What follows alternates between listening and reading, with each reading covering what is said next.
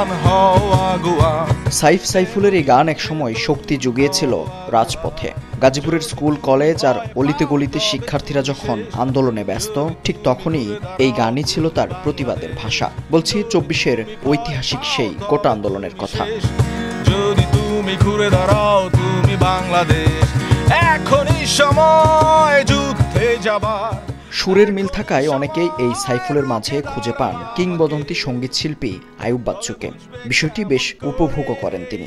সেই ভাবনা থেকে শুরু হয় রক সঙ্গীতের নক্ষত্র আইয়ুব বাচ্চুর গান করা। তাই তো সেই সাইফুল আজ নিজ জেলায় পরিচিতিও পেয়েছেন গাজীপুরের আইয়ুব বাচ্চু নামে।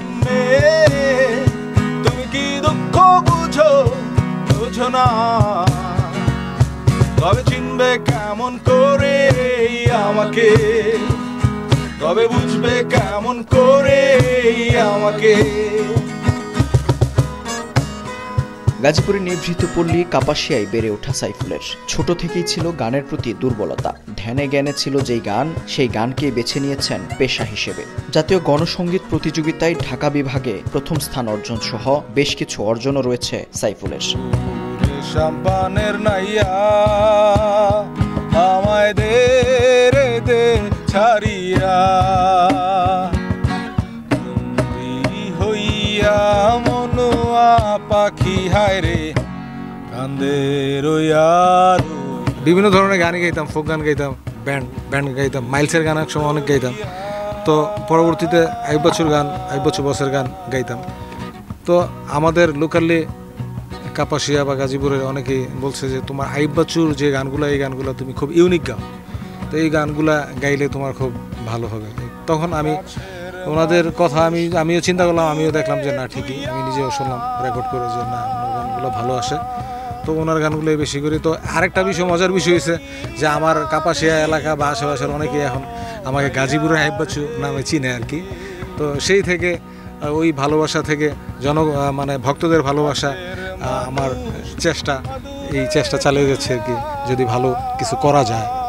যেদিন শুনলাম যে উনি মারা গেছে, ওই দিন আমার মানে প্রচুর খারাপ লাগছে। আমার মনে হয়েছে যে আমার কোনো আত্মীয়, আমার নিকট কোনো আত্মীয় মারা গেছে। 2014 সালে এমটি ব্যান্ড নামে একটি সঙ্গীত দলের যাত্রা শুরু হয়েছে সাইফুলের হাত ধরে। নানা প্রতিবন্ধকতা ঠেলে এরই মধ্যে 4টি মৌলিক গানও করেছেন। যদিও গল্পে গল্পে অনেকটা আক্ষেপের সুরেই বললেন, সরকারি কিংবা সামাজিক সহযোগিতা পেলে হয়তো অনেক দূর যাওয়া হতো তার। লোকালি মিউজিশিয়ানস বা শিল্পী, ওদেরকে কেমন জানি আসলে সহযোগিতা আশেপাশে থেকে করতে চায় না।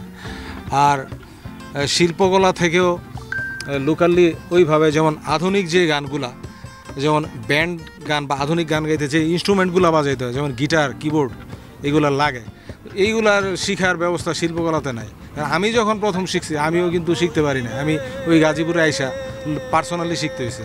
তো এইগুলা একটা বাধা যে স্থানীয় পর্যায়ে ছেলেমেয়েরা যে সঙ্গীত শিখবে বা এটা চর্চা করবে, এরকম প্ল্যাটফর্মগুলা খুবই কম, একদম সীমিত।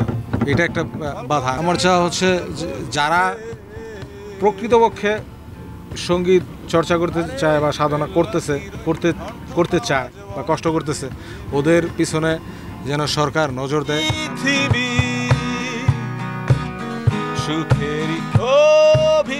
বর্তমানে একটি গানের স্কুলের কর্ণধারও তিনি। তরুণদের সঙ্গীতের প্রতি আগ্রহী করতেই এই উদ্যোগ। সমাজের তরুণরা যখন মাদক আর সন্ত্রাসী কর্মকাণ্ডে লিপ্ত, তখন সাইফুলের এই প্রচেষ্টার প্রশংসায় এলাকাবাসী। মেহেদী হাসান, সময় সংবাদ, গাজীপুর। আসলে কেউ সুখী নয়, নিজ ভুবনে চির দুঃখী, আসলে কেউ সুখী নয়।